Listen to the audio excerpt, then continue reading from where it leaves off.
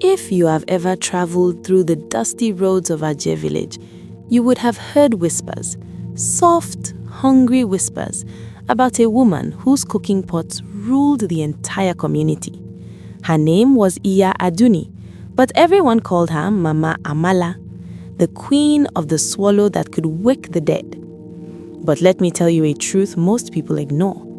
When the tongue controls the soul, danger is not far behind. On this particular morning, the sun hadn't even yawned awake, yet a long line of people already curled in front of Mama Amala's wooden shop, like ants drawn to spilled honey. Men in working clothes, school children still in uniform, wives carrying empty baskets, all of them waited with hands clutching their stomachs, desperate for a taste of her magical stew. From my little corner under the mango tree, I watched the scene. And I could tell you one thing, the village was bewitched, though none of them knew it. Mama Amala herself soon stepped out, her wrapper tied tightly around her waist, her gele perfectly set, as if she were attending a grand ceremony. Her smile shone brighter than the morning sun, but her eyes told a deeper story. Cold, calculating, watching everyone, yet revealing nothing. "Good morning, oh," she greeted, her voice warm. "Today's stew is special. You will lick your fingers till you forget your own name." And they laughed. Oh, they laughed like children tickled under their arms. But not everyone laughed. Standing at the back of the crowd was Morayo, a young wife who once had a happy home. Her husband, Tunde, used to rush home every afternoon for her cooking. Her Eforiro was known across 3 villages. But everything changed the very day he tasted Mama Amala's food. Since then, Morayo had watched her husband slide away like a fish escaping a torn net. He no longer touched her meals. He no longer praised her handwork. He barely touched her. His eyes shone with only one desire, Mama Amala's stew. And so, Morayo watched the crowd with a bitterness she could not swallow. Her wrapper was tied carelessly, her eyes sunken with sleepless nights.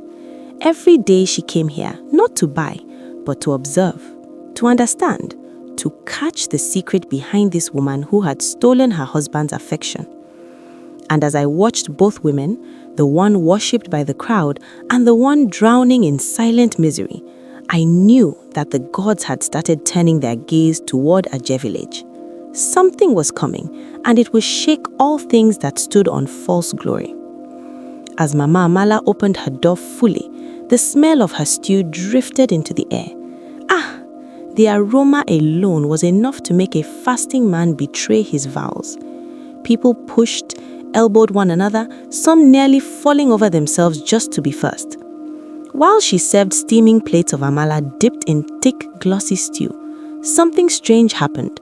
A little boy ran forward, snatched his father's wallet, and dashed straight to the counter to buy food. His father, instead of beating him, simply nodded and said, "Buy 2 plates." This was not normal hunger. This was obsession. Morayo folded her arms tightly. There was a fire burning in her chest and it refused to be quenched.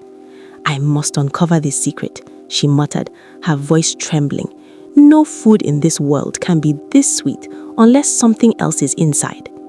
Meanwhile, inside the shop, hidden behind her bright smile, Mama Amala carried a secret so dark that even the spirits themselves hid their faces. Every morning, before the first bird sang its song, she performed a ritual, one that was whispered to her in the dead of night by a spirit she called Aridorodo.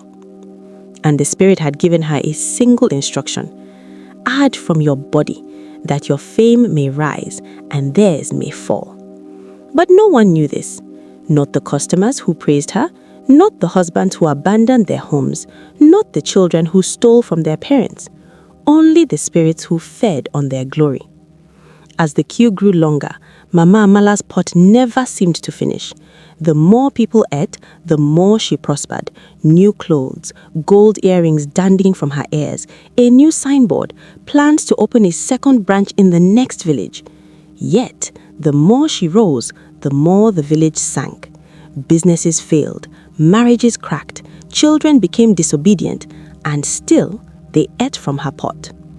But on this particular day, I noticed something different. Mama Amala kept glancing at the back of the crowd, toward Morayo. Her smile faltered for a quick second, just 1 second, but enough to reveal fear. A fear only those with secrets understand. Perhaps the spirit had warned her. Perhaps she had sensed the presence of an enemy. Or perhaps she simply recognized in Morayo something she had long forgotten, the courage to question what others bowed to. The morning continued like a whirlwind, people licking plates, praising her cooking, begging for more. Every loud compliment only fueled her pride, making her chest rise like a woman who believed the world belonged to her. But the gods see all things, even in hidden corners. Later that evening, when the village streets grew quiet, Morayo returned. She stood a good distance from the shop, watching as Mama Amala locked up. The moon hung above them like a silent witness. Morayo clenched her fists. "Tomorrow," she whispered, "I will follow her. I will see what no one else has seen." That night, while the stars blinked over Ajay village, Mama Amala knelt before her pot, now empty, and smiled wickedly. "Their glory is mine." The following morning, before the roosters of Ajay village crowed, before the early traders opened their stalls, before sunlight brushed the sleeping rooftops, one woman was already awake, moving like a shadow through the dimness. Morayo. Her heart thumped in her chest like a talking drum. She wrapped her scarf tight and stepped into the cold dawn. Today was the day she had vowed to uncover what no one else dared to question. For years, she had watched her husband drift into the arms of another woman, not through romance, but through food. Mama Amala's cooking had swallowed him whole. She tiptoed past neighbor's compound, careful not to make any sound. The air was heavy with early morning mist, and the sky looked like it held its breath, waiting for something unusual to happen. From where I sat on my wooden stool, watching the story unfold like a masquerade performance, I could tell that the spirits of the land were awake too, watching her every step. Ahead, the small wooden shop of Mama Amala sat quietly, looking harmless in the half-dark. But Morayo knew better. A woman who captured an entire community by their stomachs was a woman who carried more than pepper and palm oil in her stew. She crouched behind a fallen mango tree trunk near the back of the shop. Her breath was shallow, her palms cold. She had never spied on anyone before, but desperation pushed her. Hurt pushed her. The sinking feeling of losing her home pushed her. Minutes passed, then an hour, then finally, the door creaked. Mama Amala stepped out, her wrapper loosely tied, her face bare without makeup, and her hair covered with a small scarf. She looked nothing like the queen of stew everyone worshipped in the daytime. In this dim morning, she looked like a different being, tired, pale, almost hollow. She looked around sharply, left, right, her eyes scanned the surroundings like a cat sniffing danger. Morayo pressed herself deeper into the shadows. Then Mama Amala did something strange, something no ordinary cook would do.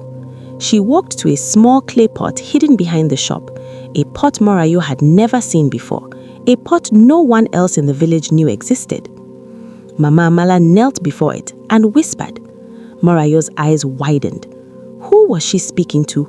There was no one there, only the fading moon and the stillness of early dawn. But then a wind blew, not a normal breeze, a cold, unnatural wind that circled around Mama Amala like an invisible presence responding to her call. Morayo clamped her mouth over. Mama Amala reached beneath her wrapper and urinated into a calabash bowl. Morayo almost gasped aloud. The famous stew that controlled the entire village, the stew men fought over, the stew children stole money for, the stew that made her husband forget his own home, it had this inside it? Urine? Morayo shook uncontrollably. But what happened next chilled her bones even further. As soon as Mama Amala finished, the wind picked up again. The ground trembled just enough for Morayo to remember that what she was witnessing was not of the living world. Then a deep, raspy voice filled the air. A voice that did not come from Mama Amala, a voice that did not come from the trees, a voice that did not come from the earth. It came from the clay pot. Good, the spirit whispered. Add it before sunrise. Their tongues shall praise you, and their destinies shall feed me. Morayo held her breath. Mama Amala bowed her head. Aridorodo, I will do as you commanded. Morayo's legs trembled. What does that mean? She whispered under her breath. Mama Amala stood up, lifted the calabash of urine, and walked into the shop again. And as she did, the clay pot slowly sealed itself with a faint glow. No human hand touched it. No rope tied it. It simply closed, as if the spirit within had shut its own door. Morayo pressed her back against the tree trunk, trying to steady her breathing. Her body felt frozen, yet hot tears spilled down her cheeks. Her husband had been eating this? The whole village had been eating this? A witchcraft stew designed to drain their glory and feed another? Anger rose in her chest, but so did fear. Who will believe me? She whispered. Her voice cracked under the weight of the truth. If I speak, they will call me jealous. They will say I am lying. And she was right. In a village where everyone worshipped the taste of Mama Amala's cooking, no one would heed the words of a woman who seemed jealous of her husband's obsession. But she could not keep silent. Not anymore. When the first streak of morning sun crept across the sky, Morayo turned and ran home. She ran past the empty streets, past houses still asleep, past palm trees swaying in the wind. She ran as if the truth itself were chasing her. When she reached her compound, she collapsed onto the stool in front of her door, shaking. She thought of her husband. She thought of the other families suffering silently. She thought of the community trapped under the spell of a woman feeding on their glory. She wiped her tears and whispered, I won't let her destroy us. I don't care how powerful she is. I will fight her. But what Morayo didn't know was this. While she ran home, Mama Amala had stepped outside her shop again. She sniffed the air like a predator. Her eyes narrowed. Her lips curled into a cold smile. Someone was here, she murmured, and the spirit's voice echoed, Bring her to me, or she will bring your downfall. When morning finally broke over Ajay village, it did not bring peace. It carried tension, heavy, invisible, but real enough for the spirits to taste. The village was alive again, buzzing with people rushing toward Mama Amala's shop like ants seeking sugar. Children with uncombed hair, men who hadn't washed properly, women who hid their shame as they sneaked money from their market stalls just to satisfy a craving they could not explain. But this morning, if you looked closely, something felt different. The birds sang, but their tune was uneasy. Goats wandered, but they avoided Mama Amala's shop as if an unseen force pushed them away. Even the air around the place was thick, like smoke without fire. Morayo stood inside her compound, her fingers trembling around the edge of her wrapper. She hadn't slept. How could sleep visit someone who had witnessed a demon being fed before sunrise? She paced and back and forth, replaying everything she had seen. The calabash, the whispering pot, the spirit, and the urine that turned into the village's greatest delicacy. The truth sat heavy on her tongue, yet she could not speak it. Not yet. Tunde must hear this, she whispered. But immediately her heart dropped. Her husband had become a shadow of the man she married. He barely came home before midnight, and even when he did, he smelt of Mama Amala's stew. His eyes carried the emptiness of someone whose destiny had been sucked out through his stomach. Still, she would try. She waited until the sun rose fully before she heard his footsteps. Tunde walked into their compound, wiping his mouth with the back of his hand, clearly just coming from the shop. Good morning, she said, her voice small but steady. Tunde barely glanced at her. Where is my water? I am late already. She stepped in front of him. Tunde, we need to talk. His expression tightened. About what? About Mama Amala.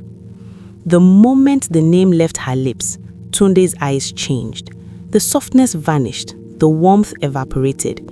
His features hardened like someone protecting a treasure. "What about her?" he asked sharply. Morayo swallowed.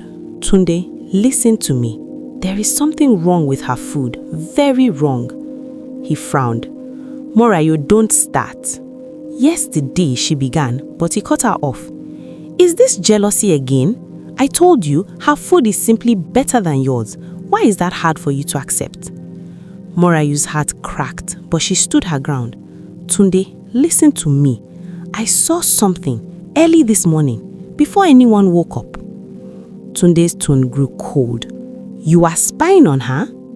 "I was trying to save us," she cried. "I saw her. Enough!" His voice slapped the air like thunder. "Morayo, leave me alone. You are becoming bitter and paranoid. Everybody eats her food. Everybody loves it.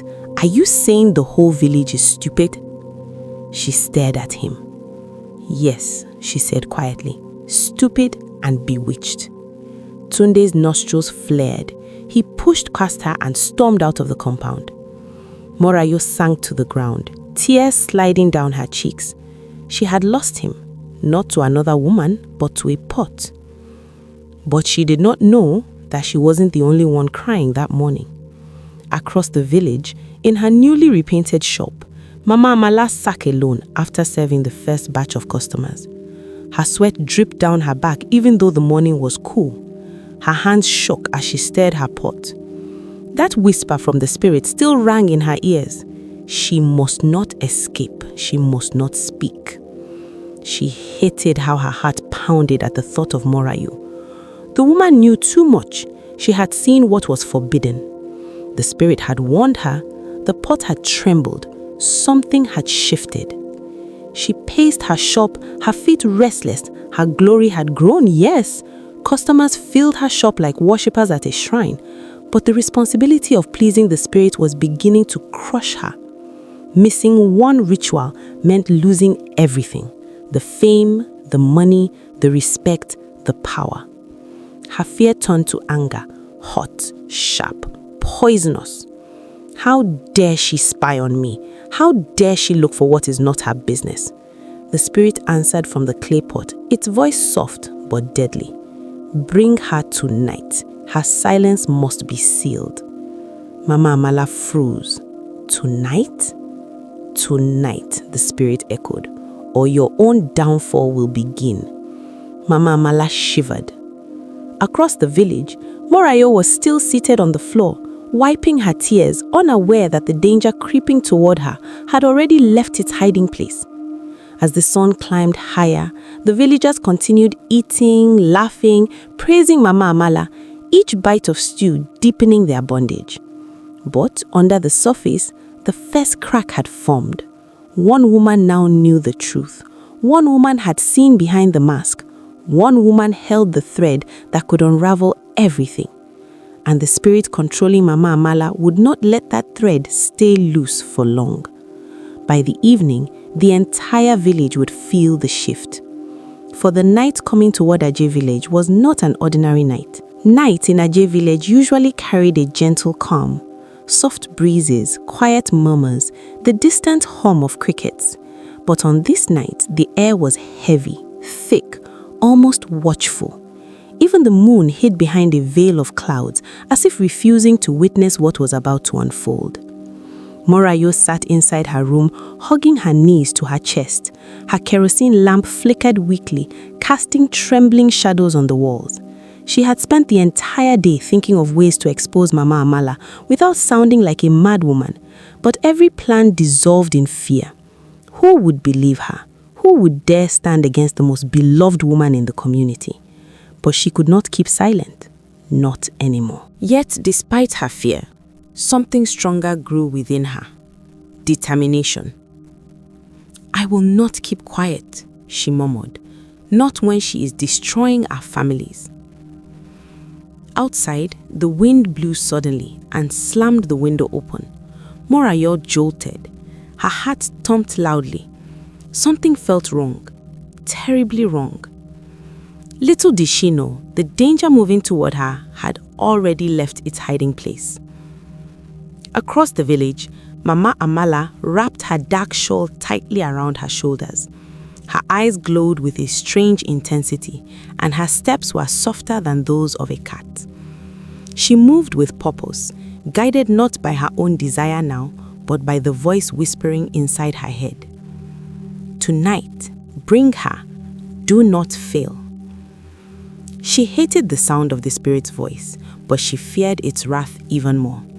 If she disobeyed, she would lose everything she had gained, everything she believed she deserved. So she walked into the night, her silhouette merging with the shadows.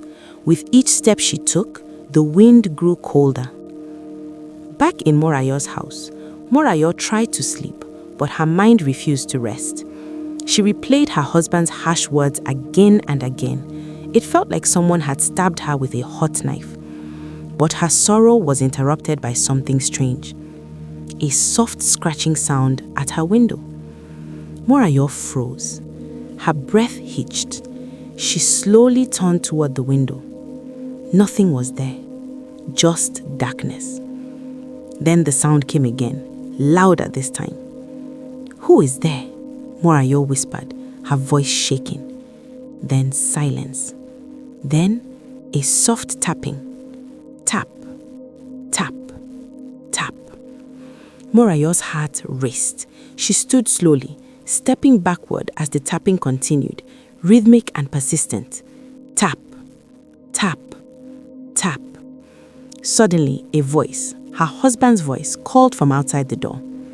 "Morayo, open the door." Her heart leapt in confusion. "Tunde?" "Yes, open the door." But something was wrong. His voice sounded hollow, empty, like someone repeating words they didn't understand. Morayo's skin crawled. "Tunde, is that you?" There was 10 seconds of silence. Then, "Open the door, Morayo." But this time, the voice wasn't her husband's. It was deeper, darker, layered, like two voices speaking at once. Morayo stepped back in terror. "You are not Tunde?" The shadow outside the door moved, slowly, deliberately. Then a soft laugh echoed from outside, a laugh she recognized immediately. Mama Amala. "Oh, Morayo, you should have minded your business," the woman sang in a low whisper. Morayo's blood ran cold. "How did you know?" she choked out. "You watched me," Mama Amala said, her tone dripping with anger. "Now you must come with me." Morayo shook her head violently. "I will not go anywhere with you." Outside, the wind howled, swirling dust into the air as if the night itself had become a living creature. Mama Amala's tone hardened. "You don't have a choice." Morayo heard the doorknob rattle. The wooden door shuddered. The lamp flickered. The shadows stretched and curled around the room like dark fingers. Morayo screamed and darted to the back door, but before she reached it, it slammed shut on its own. Her knees weakened. The windows rattled as if struck by invisible hands. Mama Amala's voice came again, but this time it wasn't a voice at all. It was a whisper carried in the wind. "Come out, or I will come in." Morayo pressed her back against the wall, shaking violently. "Leave me alone, you demon!" The wind responded with a violent swirl, blowing dust into her room, tossing her clothes off the shelf and shaking the roof. Then, suddenly, everything stopped. Silence. Heavy. Deep. Deadly. Morayo held her breath. Was she gone? Carefully, she stepped toward the door. Her hand trembled as she reached for the latch. She leaned her ear close, listening. No sound. No breathing. No movement. Maybe the spirit had pulled her away. Maybe someone had passed by. Maybe. Then, a hand shot through the window bars and grabbed Morayo by the hair.